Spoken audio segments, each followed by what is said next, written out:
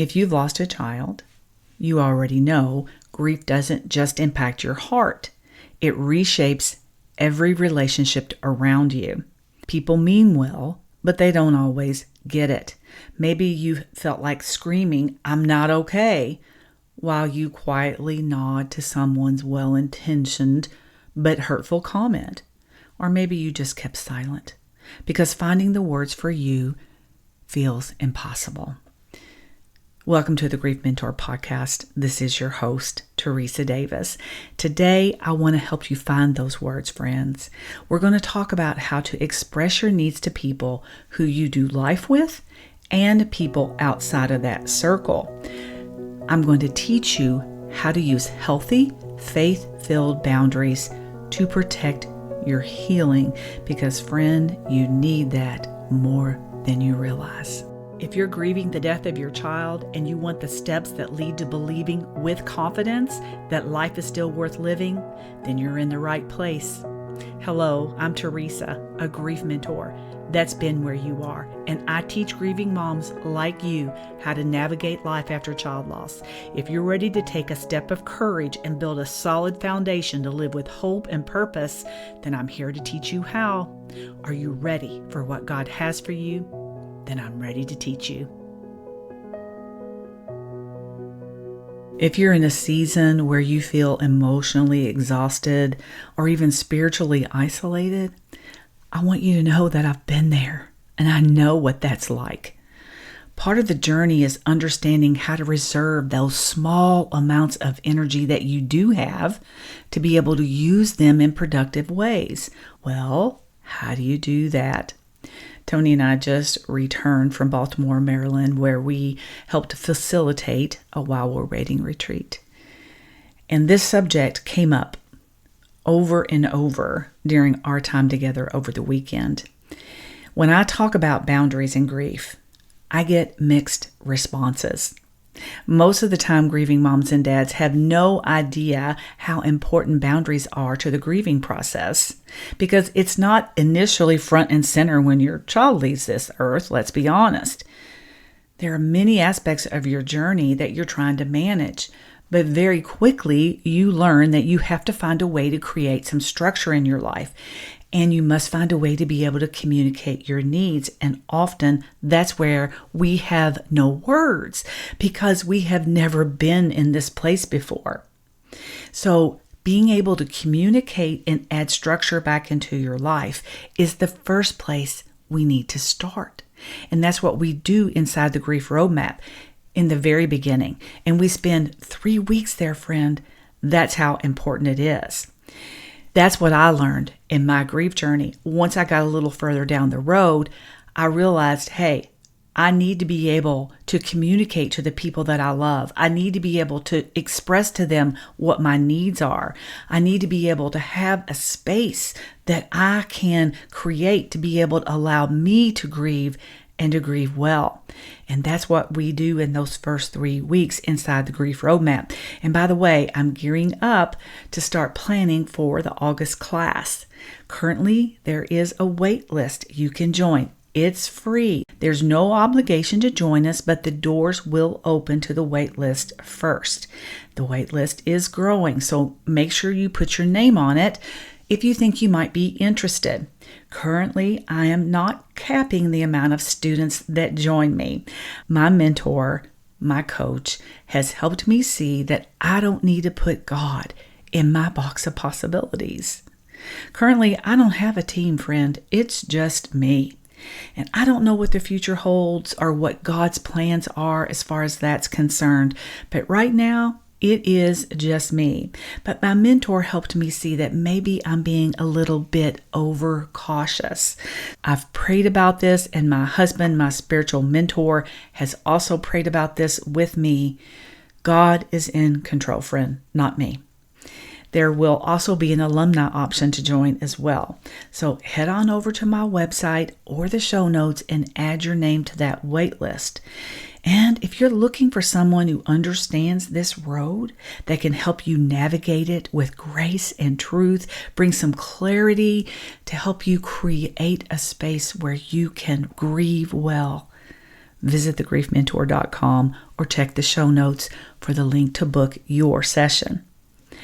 And by the way, after our first visit, if you decide we're a good fit, I do offer sessions at a discounted rate. First, I need to teach you today what a boundary is before you can learn how to use them. I've learned over time, people won't always know what you need. Expecting those that you do life with to automatically know what your needs are because you live with them will not go well for you, friend. How do I know? Because I've lived it. That's why it's so important to be able to express those needs, to be able to protect your peace. And the way we do that, friends, is with boundaries. So let's break down what we're going to cover today. There's 3 parts to today's episode, and it's a good episode to have some pen and paper because I'm going to give you some potential responses to people when you get those questions, or responses even to use with your spouse or people that you do life with. So here are the 3 teaching points that we're going to cover today: what a boundary is and what it is not, how to express your needs in 2 categories, those you do life with and those outside of that circle. And the third is how to build boundaries that support your healing. So let's start with number 1. What are boundaries? This is what God's word has to say about it. Above all else, guard your heart, for it determines the course of your life. Proverbs 4:23. Boundaries aren't barriers to love, but they're the framework that allows love to exist in a healthy way. Think about that for a minute. Think of it like this: a boundary is a loving guideline that protects your peace, your space, and your healing process. A person without self-control is like a city with broken down walls. Proverbs 25:28. Without boundaries, your grief is constantly being exposed to misunderstandings, pressure, and unnecessary pain. But with boundaries in place, you can take that deep breath again, and you can grieve in a space that's safe. Boundaries are not about shutting people out. They're about deciding who gets access to what parts of you and when. Write that down, friend. Boundaries are not about shutting people out, but they are about deciding who gets access to what parts of you and when. So number 2, how do you manage boundaries inside of your inner circle?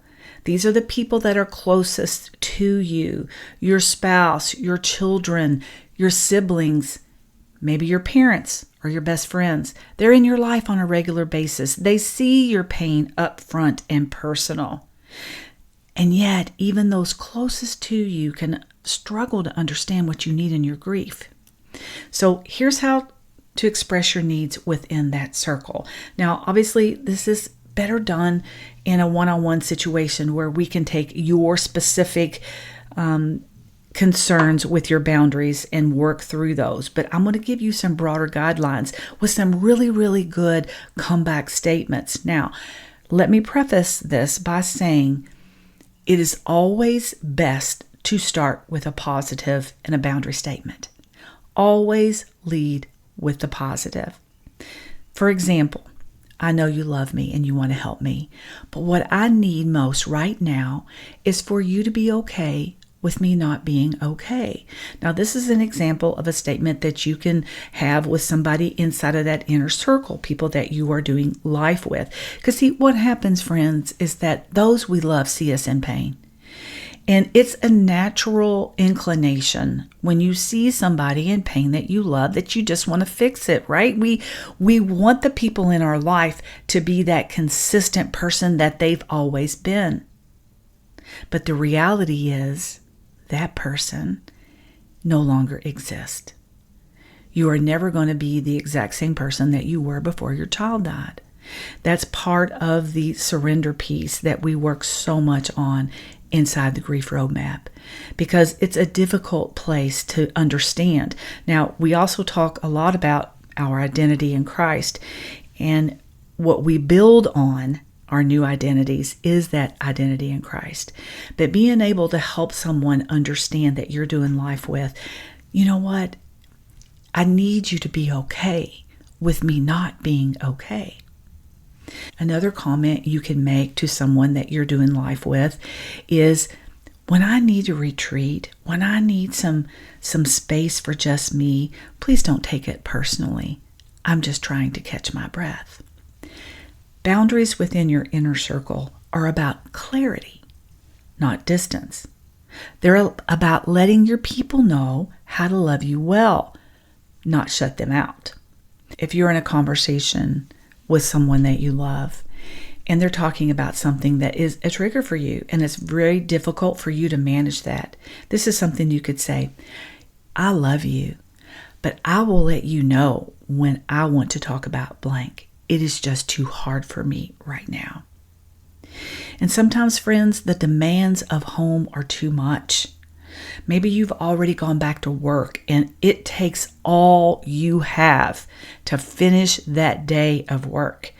And you come in the door and you're completely exhausted and drained emotionally.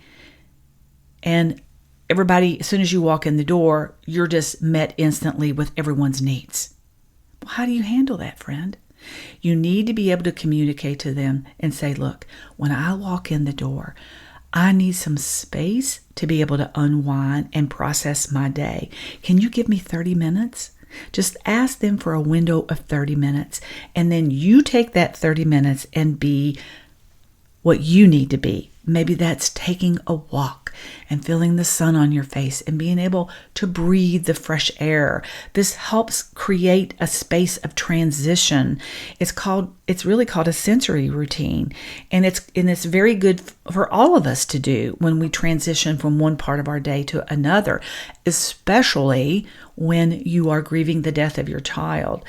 Maybe you're just so exhausted, you just need to go in your room and shut the door and have a few minutes of quiet peace before you walk into the room where everyone else has needs as well. Boundaries inside a marriage are a topic all of its own. So I want to just give you a few suggestions. Grieving as a family is very challenging, but grieving as mom and dad has its own set of challenges, and there's no way we can really get into this in a podcast. It just really has its own set of concerns, being able to grieve well as mom and dad. But I will give you this. The most helpful suggestion that I can offer a grieving couple is actually, it's 4 things. Give space to each other when needed. Number 2, exercise the pause. Do you know about the pause? So many times we are on edge. Of course, we're on edge after our child dies. And so we tend to live in reaction mode, especially when we're doing life with people. Everybody has different ways to manage their grief. Everyone has their own sets of triggers. Everyone has their own grieving style. Learn to exercise the pause, friend.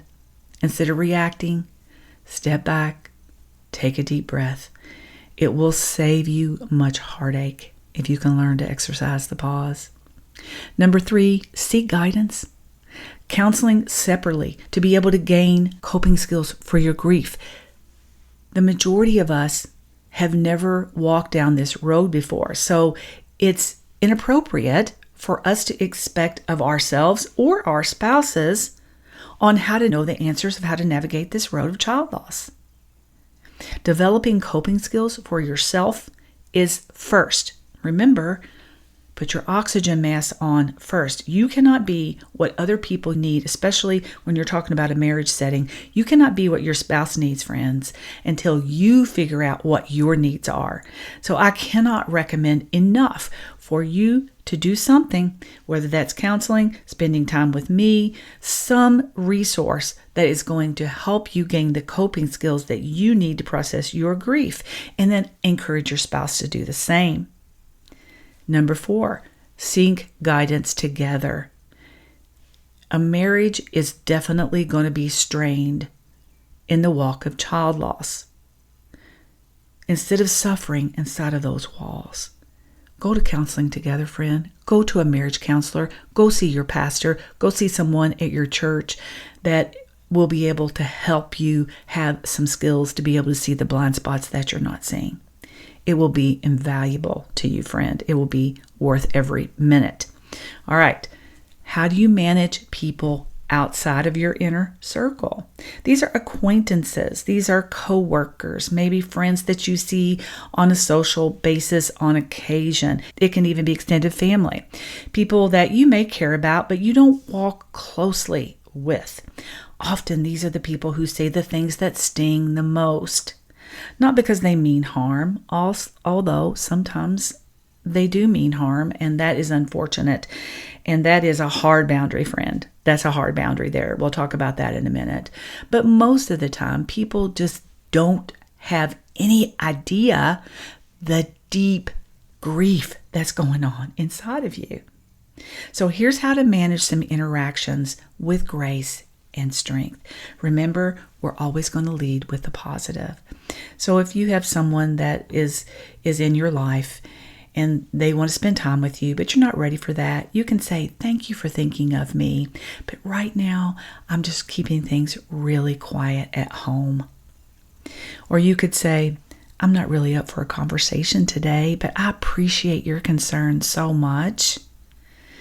Or another response could be, I'd really rather not talk about that right now, but thank you for asking.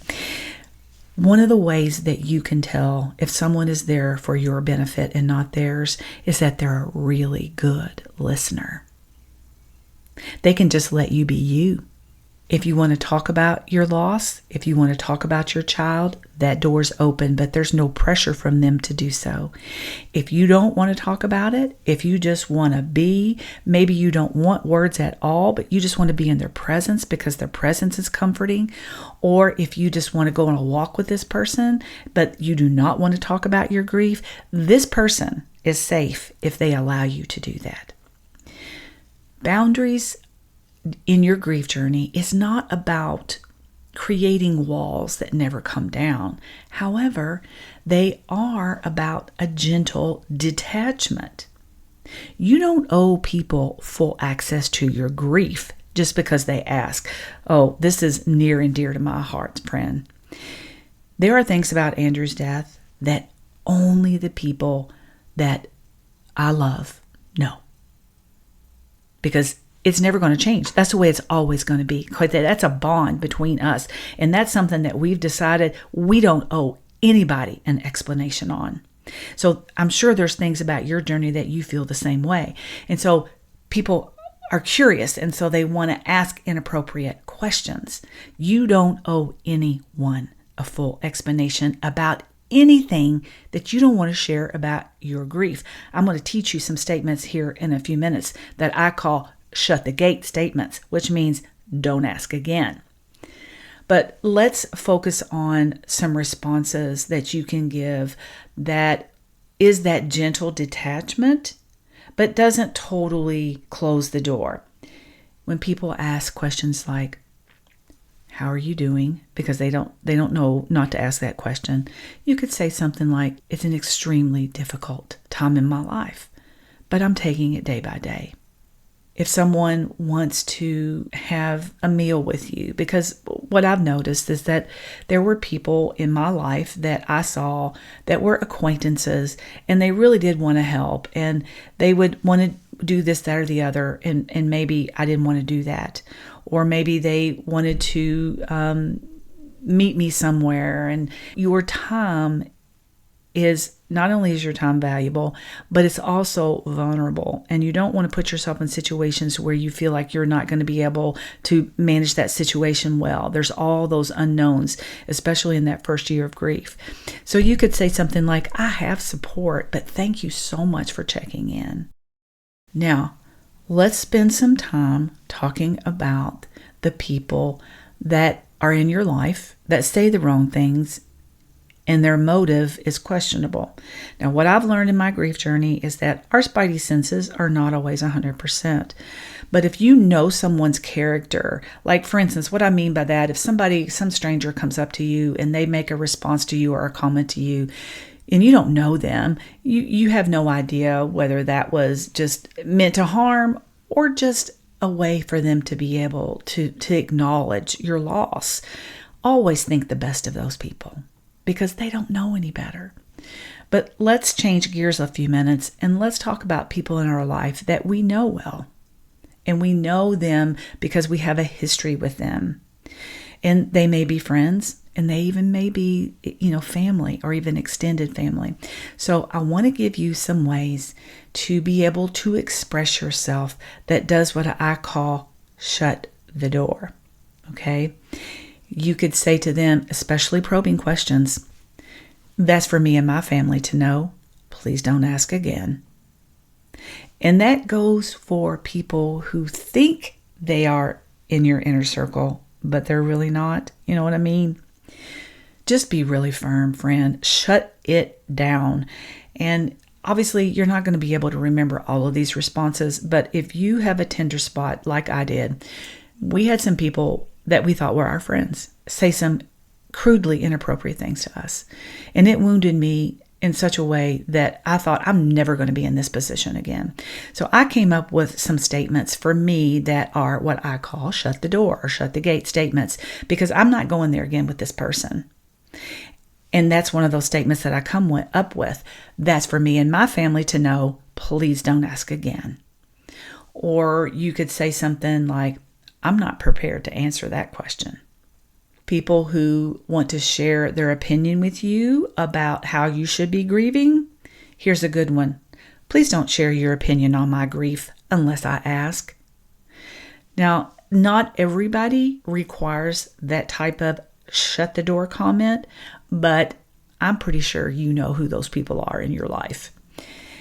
And listen, friends, when you shut the gate like I'm talking about, or you set a hard boundary on some people in your life, it's not a forever thing. It's not something that you can't go back and revisit later. But what I'm trying to teach you today is how to create a space for you to have a mental ability, because remember, your reserves are near zero. You're probably not sleeping. Your body is in a state of shock. You're living in that fight, flight, or freeze mode. So you have to be very, very careful what you expose yourself to and know what your limits are. These boundaries that I'm teaching you today is a gift, friend. The goal is to not completely shut people out, but it is to protect your emotional energy for the people that you have in your life that actually pour back into you. So how do we set boundaries that protect our healing? What does God's word say about it? Let your yes be yes and your no be no. Matthew 5:37. Boundaries aren't dramatic. They don't have to be harsh, but they do bring clarity. Now, when you get into a place where social invitations start to come and you're starting to think about moving out of that nice cocoon, safe place that you created for yourself in your grief, I have some statements here that is going to be able to help you with that. Now, this is something, again, that we spend quite a bit of time on in the Grief Roadmap, because that vulnerable place that you've created that feels somewhat comfortable as far as safe, that you as a family spend time together, but really not really outside of that circle. Well, a time will come when you will start getting invitations, and a time when you might want to start stepping out of that safe circle that you've created. But here's some things that you could say if you're not ready. You could say, I thank you and appreciate your invitation, but I am not ready for that right now. You could say, I need a little more space right now, but thank you for understanding. Another comment you can make, you could say, it's really hard for me to be around big groups right now. I'll join you when I'm ready. See, that's what I call a shut the door or a shut the gate statement. I'll join you when I'm ready. And it's important to do that if you really do want to shut the gate. If you leave it wobbly where they think, oh, well, maybe she just means that right now and I'll ask her again. If you really, really, really want to shut the gate, you need to end it with a comment that does that. I'll join you when I'm ready. That gives them the cue that says, the ball is in my court and I'll make that decision. You're not rejecting people, friend. You're protecting that sacred space for your healing on your timeline and your connection with God in that process. What happens when we create boundaries? It teaches people how to respect our grief. Write that down. When we create and utilize boundaries, it teaches people how to respect our grief. Now, what happens when boundaries aren't respected? When your boundaries are honored, safety grows, trust builds, and peace returns. But here's something important to remember. Not everyone will understand, friend. Some people might feel hurt or confused that you are, I'm using air quotes, setting limits on them, especially if they're used to having full access to your time, to your emotions in your space. But that's okay. You're not responsible for other people's comfort. Please hear me, friend. They are not your responsibility. This happened to you, not them. You are responsible for guarding your heart and following where God is leading you. And you need that safe place to be able to do that. Jesus himself had boundaries. He withdrew from the crowd. He prayed alone. And he wept with people who grieve. He saw them. He stayed with them. And he did not rush their pain. So take a deep breath with me. Let it out. And learn to speak your truth in love. And guard your heart with the same grace that God covers you with every single day. And that's all I have for you today. So until next time, take care.